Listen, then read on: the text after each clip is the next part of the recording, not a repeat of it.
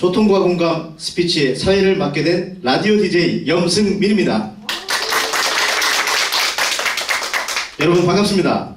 오늘 소통과 공감 낭독 스피치에 함께해 주신 모든 분들께 진심으로 감사드립니다. 책과 시, 노래와 이야기가 어우러지는 이 자리가 여러분의 마음에 잔잔한 울림이 되기를 바라겠습니다.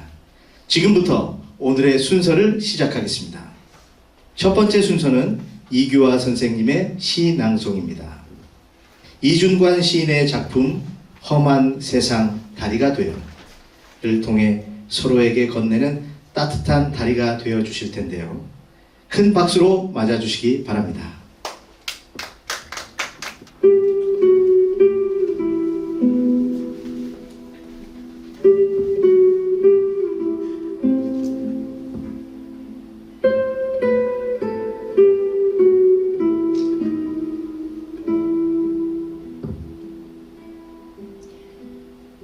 험한 세상 다리가 되어.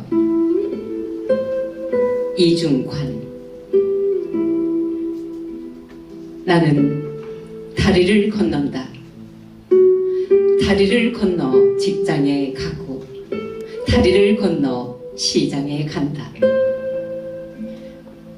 그러고 보면 나는 많은 다리를 건너왔다.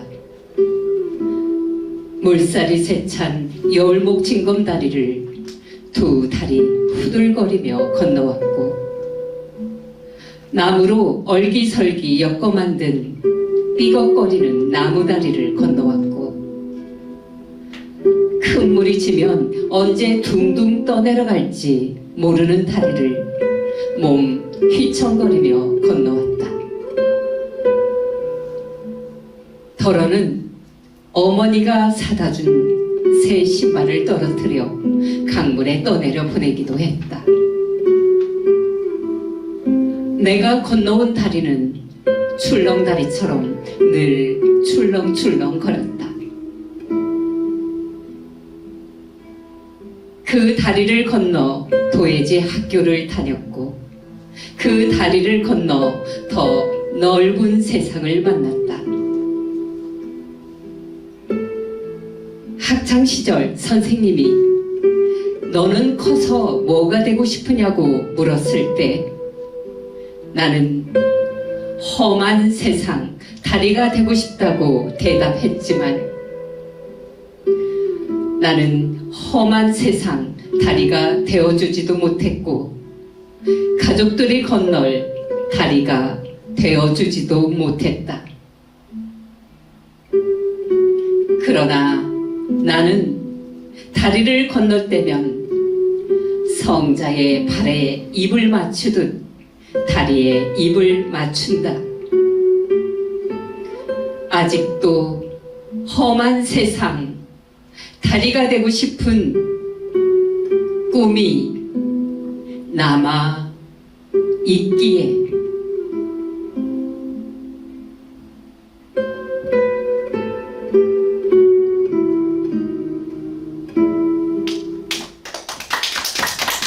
두 번째 순서는 김선희 선생님의 나만의 이야기 낭독입니다. 자식이라는 숲, 삶이라는 여정의 주제를 통해 부모와 자식, 그리고 인생의 길을 함께 걸어가는 의미를 전해주실 텐데요. 귀 기울여서 들어보시겠습니다.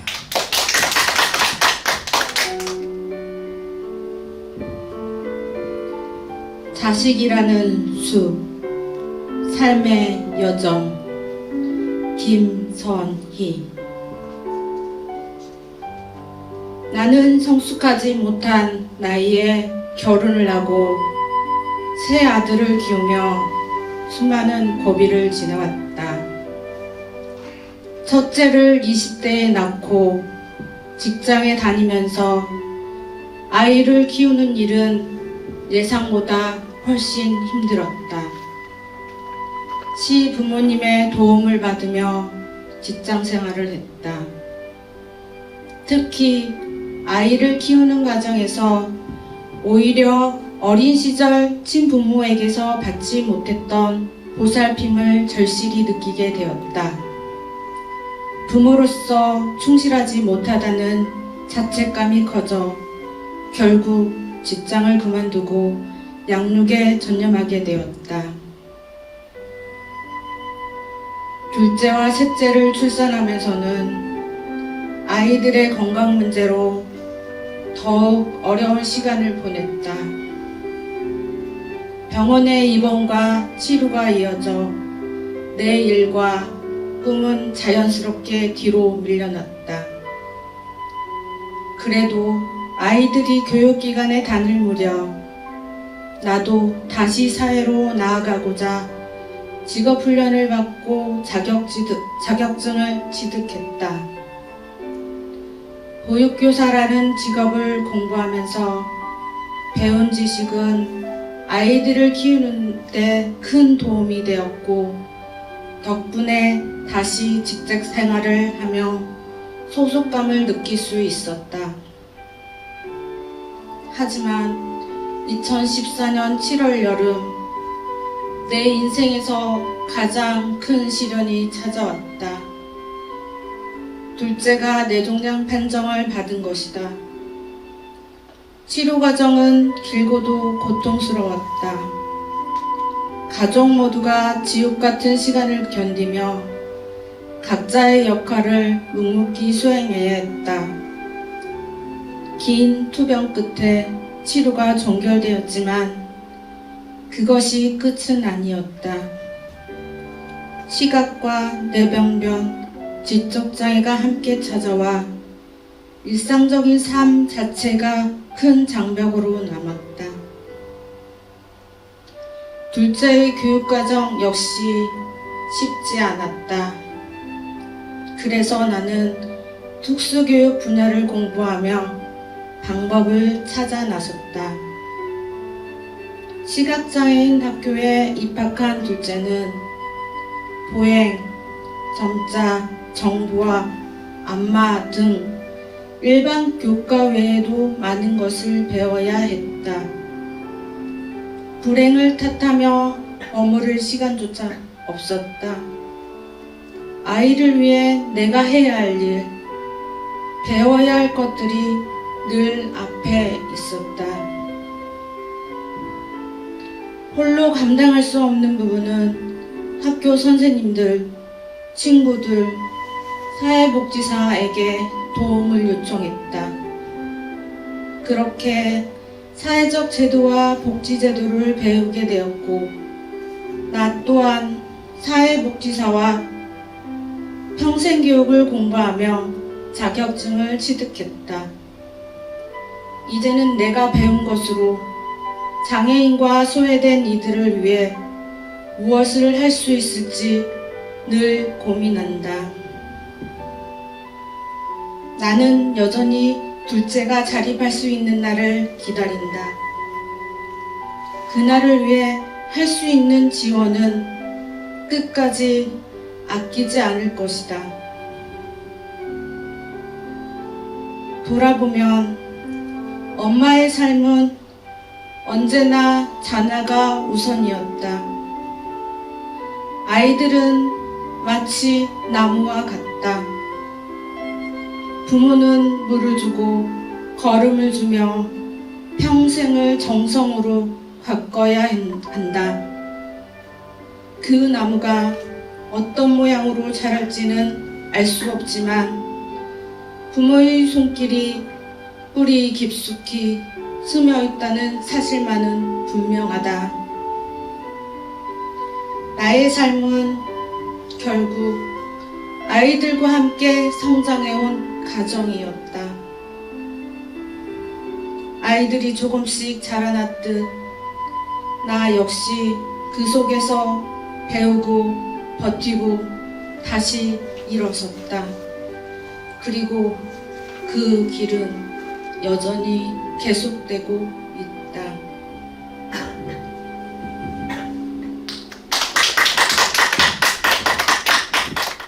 굉장히 잔잔하고 마음이 숙연해지는 그런 시간이었던 것 같습니다.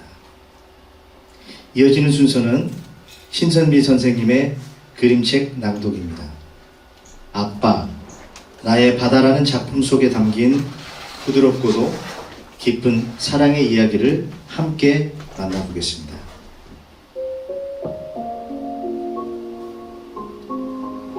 아빠 나의 바다 이경아 출판사 창비. 우리 아빠는 마도로스예요. 푸른 바다 한가운데를 넘나든대요. 마도로스가 사는 바다는 멀리 떨어져 있어서 세찬 겨울바람도 쫓아오지 못한대요. 그래서 아빠는 큰 가방에 여름옷만 잔뜩 챙겨가요. 겨울바람도 닿지 않는 바다는 얼마나 먼 걸까요? 마도로스는 모르는 길이 없대요. 바다 한가운데서는 집도 산도 보이지 않을 텐데 아빠는 길을 찾을 수 있대요. 온통 파랗게 보일 텐데 멀리 잘도 간대요. 바닷속에는 이불만큼 커다란 물고기들이 잠자고 있대요. 물고기들이 힘차게 헤엄치면 파도도 물결주며 춤을 춘대요. 아빠는 그 파도와 경주해서 물고기를 잡아요. 바다 너머에는 또 다른 세상이 있대요. 커다란 소라 껍데기도 낯선 인형도 아빠가 그곳에서 가져온 거래요. 아빠는 귀에서 울리는 바닷소리가 나를 멀리 데려다 줄 거래요. 아빠의 말은 진짜였어요. 하늘과 맞닿는다는 말도, 태양 속으로 들어간다는 말도, 반가운 친구가 찾아온다는 말도, 바다와 하늘 틈에 마을이 있다는 것도요. 여기에서는 구름이 아주 가까워요. 투명한 바닷물에 비친 그림이 내 손을 간지럽혀요. 모래 속에는 아빠가 가져다 주었던 알록달록한 조개와 돌이 숨어 있어요. 돌에는 아빠 냄새가 나요. 돌은 아빠처럼 따뜻해요. 마도로스는 머물지 않아요. 하얀 파도가 춤추는 곳이면 어디든 가요. 멀고 먼 바다, 세상 끝까지. 아빠의 바다를 다 지나오면 나의 바다도 펼쳐져요. 아빠, 나의 바다. 다음 순서는 김춘성 선생님의 신앙송입니다. 문정희 시인의 찔레와 직접 쓰신 자작시 해바라기를 함께 들려주시겠습니다. 시인의 마음으로 낭독되는 순간을 함께 즐겨주시기 바라겠습니다. 모시겠습니다.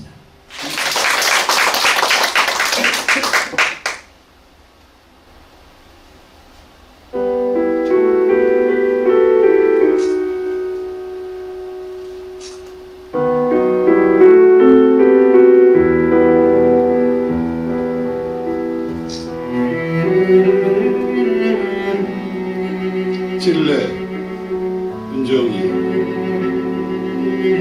꿈결처럼 초록이 흐르는 이 계절에 그리운 가슴 가만히 열어 한 그룹 찔레로 서 있고 싶다. 사랑하던 그 사람, 조금만 더 다가서면 서로 꽃이 되었을 이름. 오늘은 송이송이 흰 찔레꽃으로 피워놓고 먼 여행에서 돌아와 이슬을 덜듯 추억을 돌며 초록 속에서 가득히 서 있고 싶다. 그대 사랑하는 동안 내겐 우는 날이 많았었다. 아픔이 출렁거려 늘 말을 잃어갔다. 오늘은 그 아픔조차 예쁘고 뾰족한 가시로 꽃 속에 매달고 슬퍼하지 말고 꿈결처럼 초록이 흐르는 이 계절에 무성한 사랑으로 서 있고 싶다.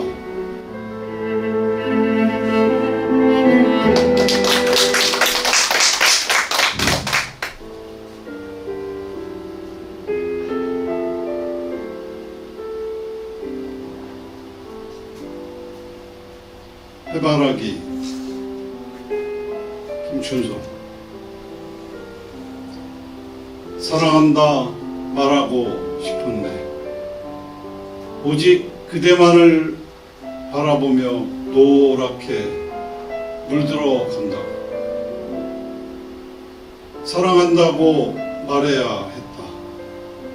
담장 넘어 바라보려 키만 크고 힘없이 손짓하기보다 부수고 뚫고 달려갈 것을. 애간장을 태우고 속절없이 스쳐간 내 사랑은 가슴속으로 까맣게 단단히 굳어 고개를 숙이네. 그리운 이여 어두운 밤을 이기어 고운 햇살 바라듯 못다 한 말 가슴에 품고 그대를 향해 발꿈치 들어요.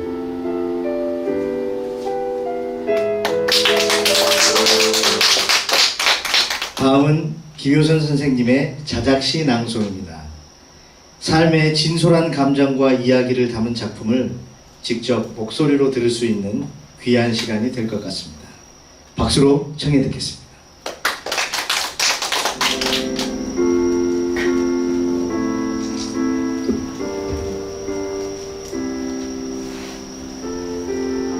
안녕하세요. 저는 논산에서 지내고 있는 30대 김효선이라고 합니다.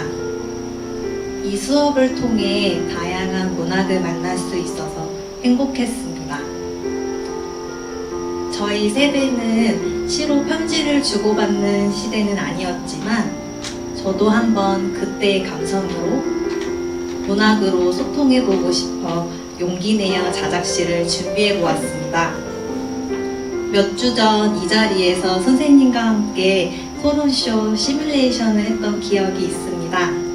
그때 저는 너무 떨리고 막막했지만 선생님 말씀대로 따라해보니 여기 계신 분들의 따뜻한 눈빛들이 보였고 그 어떤 황홀함까지도 느낄 수 있었습니다. 그 경험을 바탕으로 제 자작시를 발표해 보겠습니다.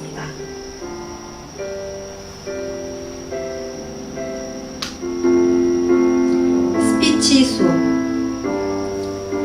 김효선 말을 잘한다는 건 과연 어떤 것일까? 나는 이내 나에게서 해답을 찾지 못했네. 또랑또랑 목소리를 내는 것? 손동작을 요렇게 더 크게 하는 것? 또박또박 발음을 똑부러지게 하는 것? 아니지. 말을 크게 뽐내지 않아도 상대와 나누고자 하는 마음, 결국 소통이었네. 내가 당신과 소통하고 있음을 보다 따뜻하게 감싸 안는 것. 그 순간 부끄러움과 의문으로 덮여있던 나의 망토가 툭 하고 벗겨졌다. 이상으로 발표를 마치겠습니다. 경청해 주셔서 감사합니다. 네, 어떻게 그동안 여러분들 너무 잘하신다. 정말 제가 필요 없어요. 하산하셔야 돼요. 그럼 이제 다음 순서. 저는 이분을 목소리가 너무 좋아서 이분이 좀 뭔가 이렇게 막 성우 기질이 있는 것 같았는데 가수였더라고. 가수. 우리 강경의 향토 가수 염승민 씨를 소개해드리겠습니다. 큰 박수 부탁드립니다. 박수 치셔도 되고 춤춰줘도 됩니다.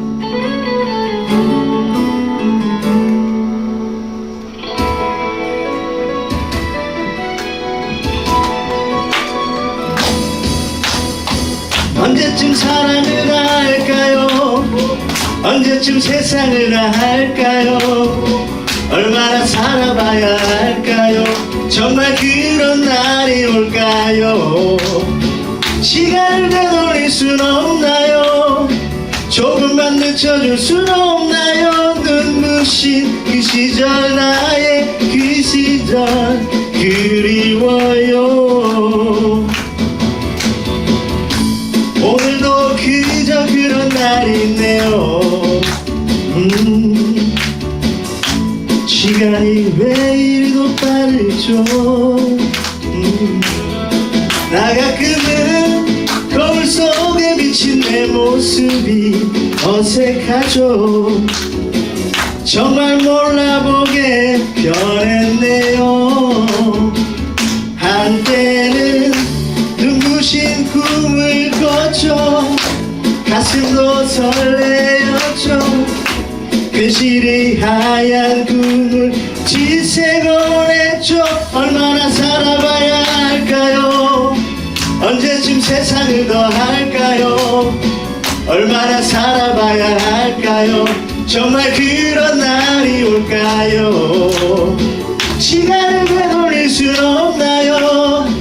조금만 늦춰줄 순 없나요? 눈부신 그 시절 나의 지난 날이 그리워요. 여기까지 하겠습니다. 다음 순서는 소설 낭독입니다. 정은선, 김효선, 선지원, 최아린 선생님과 함께하는 사랑손님과 어머니 낭독입니다. 각 인물이 살아 숨쉬는 듯한 목소리를 통해 소설의 감동을 전해주실 무대입니다.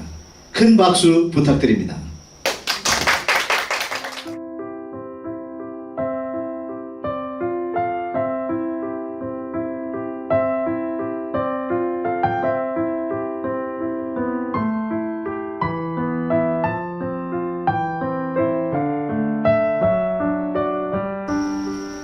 사랑손님과 어머니 주요석 작.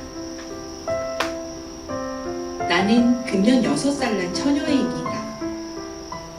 내 이름은 박오키이고요.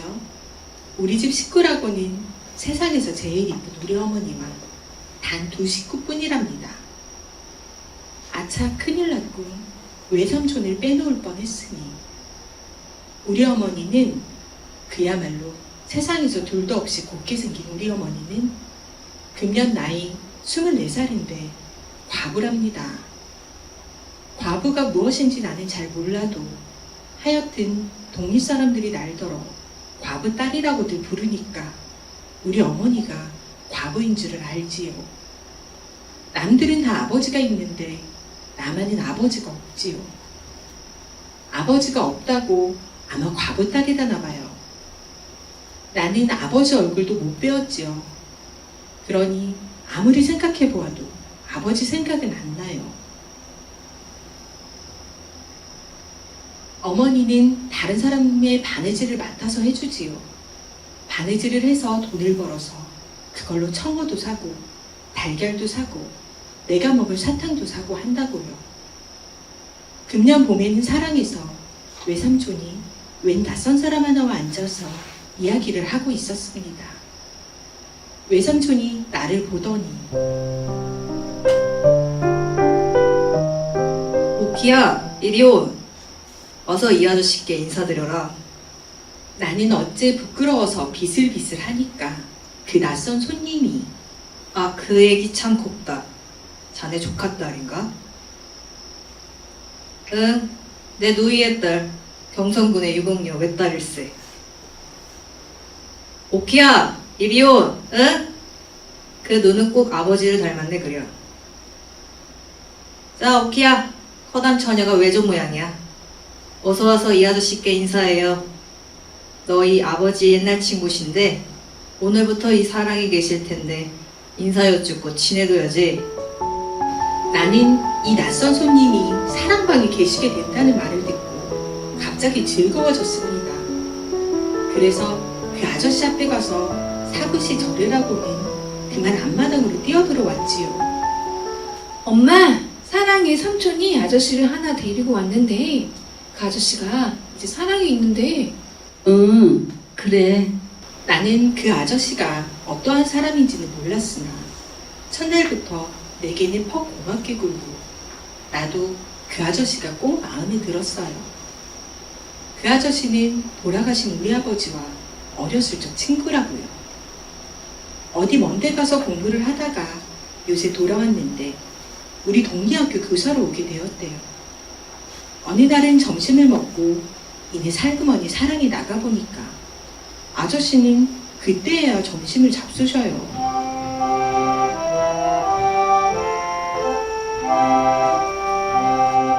오키는 어떤 반찬을 제일 좋아하누? 아저씨는 무슨 반찬이 제일 맛나우? 나도 삶은 달걀. 나와 같네. 그럼 가서 어머니한테 알려야지. 어떤 토요일 오후였습니다. 아저씨는 나더러 뒷동산에 올라가자고 하셨습니다. 오키야, 들어가서 어머니께 허락받고 온. 어머니는 내 얼굴을 세수시켜주고 머리도 다시 닦고 그러고 나서는 나를 아스러지도록 한번 몹시 껴안았다가 놓아주었습니다. 너무 오래 있지 말고, 응? 뒷동산에 올라가서는 정거장을 한참 내려다보았으나 기차는 안 지나갔습니다. 나는 풀잎을 쭉쭉 뽑아보기도 하고 땅에 누운 아저씨의 다리를 꼬집어 보기도 하면서 놀았습니다. 한참 후에 아저씨와 손목을 잡고 내려오는데 유치원 동무들을 만났습니다. 오키가 아빠하고 어디 갔다 온다. 응. 그 아이는 우리 아버지가 돌아가신 줄을 모르는 아이였습니다. 나는 얼굴이 빨개졌습니다. 그때 나는 얼마나 이 아저씨가 정말 우리 아버지였더라면 하고 생각했는지 모릅니다.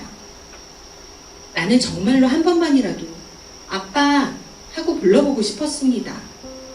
이튿날인 일요일 예배당에 가서 참배하고 기도하다가 기도하는 중간에 갑자기 나는 혹시 아저씨도 예배당에 오지 않았나 하는 생각이 나서 눈을 뜨고 고개를 들어 남자석을 바라다 보았습니다. 저기 아저씨도 왔어. 어머니가 또 얼굴이 홍당무처럼 빨개졌군요. 그날 예배는 아주 전병이었어요.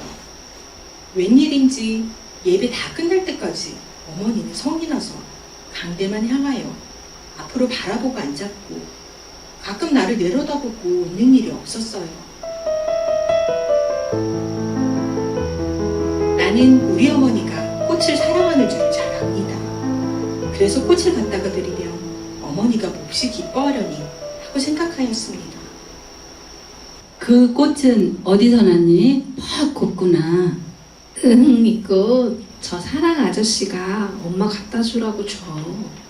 나는 불쑥 말했습니다. 그런 거짓말이 어디서 그렇게 툭 튀어나왔습니다. 꽃을 들고 냄새를 맡은 어머니는 내 말이 끝나기가 무섭게 무엇에 몹시 놀란 사람처럼 파닥닥 하였습니다. 어머니 얼굴이 그 꽃보다 더 빨갛게 되었습니다. 오키야, 그런 거 받아오면 안 돼. 나는 꽃을 그렇게도 좋아하는 어머니가 이 꽃을 받고 그처럼 성을 낼 줄은 참으로 뜻밖이었습니다. 오키야, 너 이 꽃 얘기 아무 보고도 하지 말아라. 응? 꽃이 다 시들자 어머니는 가위로 그 대는 잘라내버리고 꽃만은 찬송가 갈피에 곱게 끼워두었습니다. 나는 흰옷을 입은 어머니가 풍금 앞에 앉아서 고요히 풍금을 타는 것을 보았습니다. 어머니는 우리 유치원 선생님보다도 풍금을 더 잘 타시는 것이었습니다. 가늘게 떨리는 노랫소리, 그에 따라 풍금의 가는 소리도 바르르 떠는 듯 했습니다. 그 다음 순간 어머니는 나를 안고 마루로 나오셨습니다. 어머니는 아무 말씀도 없이 그냥 나를 꼭꼭 껴안는 것이었습니다. 어머니의 새하얀 두 뺨 위로는 쉴 새 없이 두 줄기 눈물이 줄줄 흘러내리고 있는 것을 나는 보았습니다. 어머니, 왜 울어? 오키야, 나는 너 하나면 그뿐이다. 엄마, 하루는 밤에 아저씨 방에서 놀다가 졸려서 안방으로 돌아오려고 일어서니까 아저씨가 하얀 봉투를 서랍에서 꺼내어 내게 주었습니다. 오키, 이거 엄마가 드리고 지난달 밥값이라고. 응? 나는 그 봉투를 갖다가 어머니에게 드렸습니다. 어머니는 봉투를 받아들자 갑자기 얼굴이 파랗게 질렸습니다. 그거 지나간 달 밥값이래. 응? 어머니는 무엇에 놀랐는지 흠칫하더니 금시에 얼굴이 다시 새하얘지고 입술이 바르르 떨렸습니다. 거기에는 지점 몇 장 외에 네모로 적은 하얀 종이가 한 장 잡혀 있는 것이었습니다. 무슨 결심을 한 듯이 입술을 악물고 그 종이를 차근차근 펴들고 그 안에 쓰인 글을 읽었습니다. 오키야, 응? 오키는 언제나 엄마하고 같이 살지? 오키는 엄마가 늙어서 꼬부랑 할미가 되어도 그래도 엄마랑 같이 살지? 오키가 유치원 졸업하고 또 소학교 졸업하고 또 중학교 졸업하고 또 대학교 졸업하고 오키가 주선서 제일 훌륭한 사람인데도 그래도 엄마하고 같이 살자. 응? 오키는 엄마를 얼만큼 사랑하니? 이만큼. 응? 그만큼. 언제나 오키는 엄마만 사랑하지. 공부도 잘하고 그리고 훌륭한 사람이 되고. 어머니는 울지 않으셨습니다. 그래. 엄마는 오키 하나면 그뿐이야. 이 세상 다른 건 다 소용없어. 우리 오키 하나면 그만이야. 그렇지, 오키야? 응? 어머니는 나를 당기어서 꼭 껴안고 내 가슴이 막혀 들어올 때까지 자꾸만 껴안아 주었습니다. 그러더니 풍금 옆에서 새로 다른 하얀 손수건을 내리어 내 손에 쥐어주면서 오키야, 이 손수건 저 사랑 아저씨 손수건인데 아저씨 갖다 드리고 와. 응? 오래 있지 말고 손수건만 갖다 드리고 이내 와. 응? 나는 그것을 펴보지 않고 그냥 갖다가 아저씨에게 주었습니다. 아저씨는 방에 누워있다가 벌떡 일어나서 손수건을 봤는데 웬일인지 아저씨는 이전처럼 나보고 빙그레 웃지도 않고 얼굴이 몹시 파래졌습니다. 그러고는 입술을 질근질근 깨물면서 말 한마디 아니하고 그 손수건을 봤더군요. 어머니는 풍금 앞에 앉아서 무엇을 그리 생각하는지 가만히 있더군요. 이윽고 어머니는 조용조용히 풍금을 타십니다. 무슨 곡조인지는 몰라도 어째 구슬프고 고즈넉한 곡조야요. 밤이 늦도록 어머니는 풍금을 타셨습니다. 그 구슬프고 고즈넉한 곡조를 계속하고 또 계속하면서 아저씨, 어디 가오? 응, 멀리로 간다. 언제? 오늘. 기차 타고? 응, 기차 타고. 갔다가 언제 오누? 아저씨는 아무 대답도 없이 서랍에서 예쁜 인형을 하나 꺼내서 내게 주었습니다. 오키, 이거 가져. 응? 오키는 아저씨 가고 나면 아저씨 이내 잊어버리고 말겠지? 나는 갑자기 슬퍼졌습니다. 얼른 인형을 안고 엄마에게 달려왔습니다. 엄마, 아저씨가 오늘 기차 타고 먼 데로 가는데. 엄마, 아저씨가 왜 가오? 학교 방학했으니까 가지. 어디로 가오? 아저씨 집으로 가지 어디로 가? 난 아저씨 가는 거 나쁘다. 어머니는 내 말에 대답은 않고 오키야, 벽장에 달걀 매달 남았나 봐라. 6살. 다 가지고 이리 나오니라.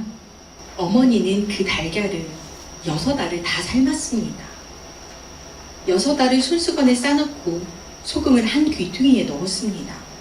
오키야, 너 이것 갖다 아저씨 드리고 가시다가 착간에서 잡수시라는다고, 응?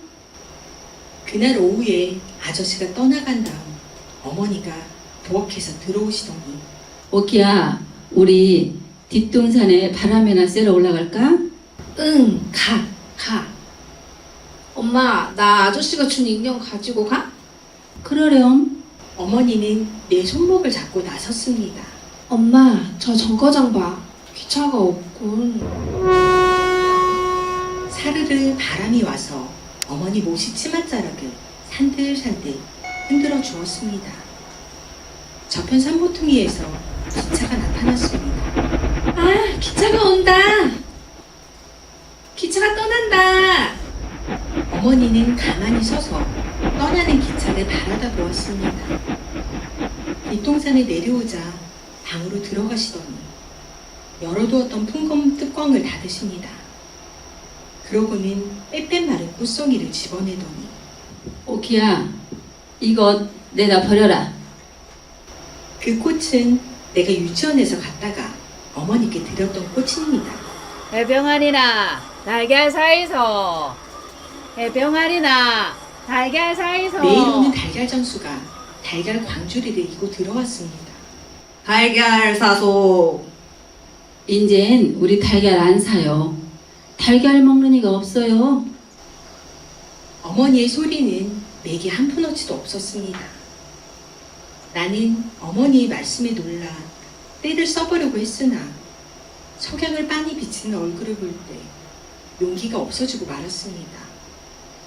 그래서 아저씨가 주신 인형 귀에다가 내 입을 갖다 대고 가만히 속삭였습니다.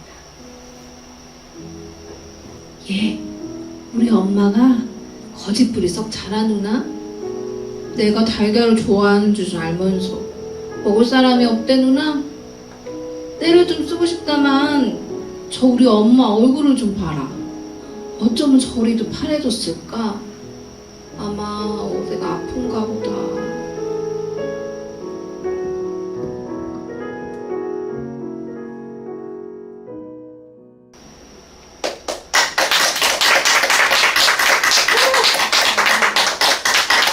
드디어 대망의 마지막 무대가 찾아왔습니다. 이번 마지막 무대는 이규화 선생님의 신앙송입니다. 우리 민족의 영원한 시인 윤동주의 대표작 별 해는 밤. 별빛 같은 언어가 여러분 마음속에 별빛처럼 오래도록 남기를 바라겠습니다.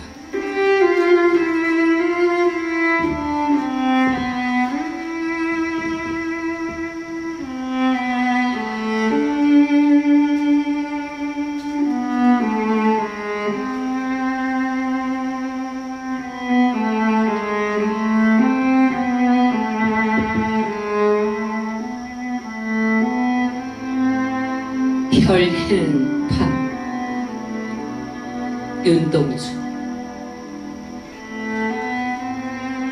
계절이 지나가는 하늘에는 가을로 가득 차 있습니다. 나는 아무 걱정도 없이 가을 속의 별들을 다 헬 듯합니다. 가슴 속에 하나 둘 새겨지는 별을 이제 다 못해는 것은 쉬 아침이 오는 까닭이요, 내일 밤이 남은 까닭이요, 아직 나의 청춘이 다 하지 않은 까닭입니다. 별 하나의 추억과 별 하나의 사랑과 별 하나의 쓸쓸함과 별 하나의 동경과 별 하나의 시와 별 하나의 어머니.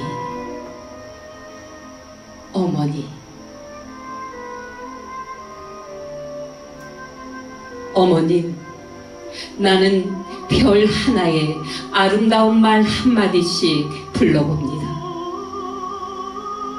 소학교 때 책상을 같이 했던 아이들의 이름과 태, 경, 오 이런 이국 소녀들의 이름과 벌써 애기 어머니 된 계집애들의 이름과 가난한 이웃 사람들의 이름과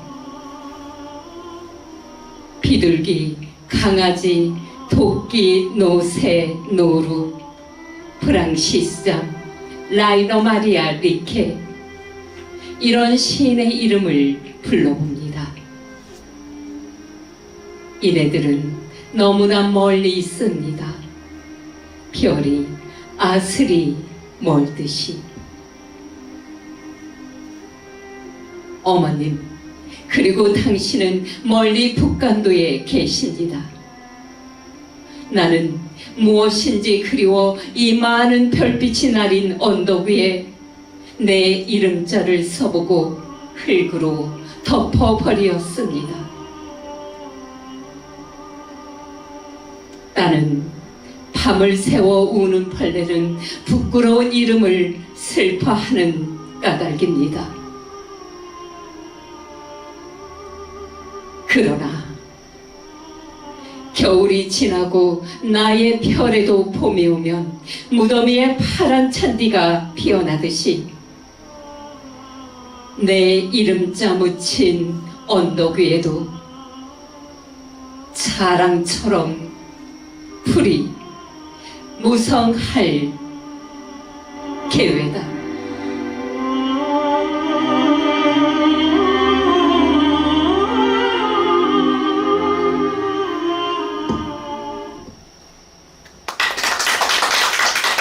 방금 이규하 선생님의 그 이글거리는 눈빛 보셨죠? 아주 태양빛 같았습니다.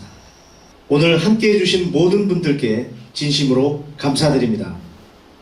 시와 노래, 이야기 속에서 우리 마음이 한뜻 더 따뜻해지고 가까워지는 시간이었던 것 같습니다. 이 자리에 함께 해주신 여러분 한 분 한 분이 오늘의 시인이며 작가이며 주인공이셨습니다. 안전하게 돌아가시고 다음 모임에서 다시 한번 뵙기를 고대하겠습니다. 감사합니다. 여러분 너무 잘하십니다. 지금까지 라디오 자키 염승미 씨 뜨거운 박수 보내주세요. 오! 와우. 와, 고맙습니다. 감사합니다.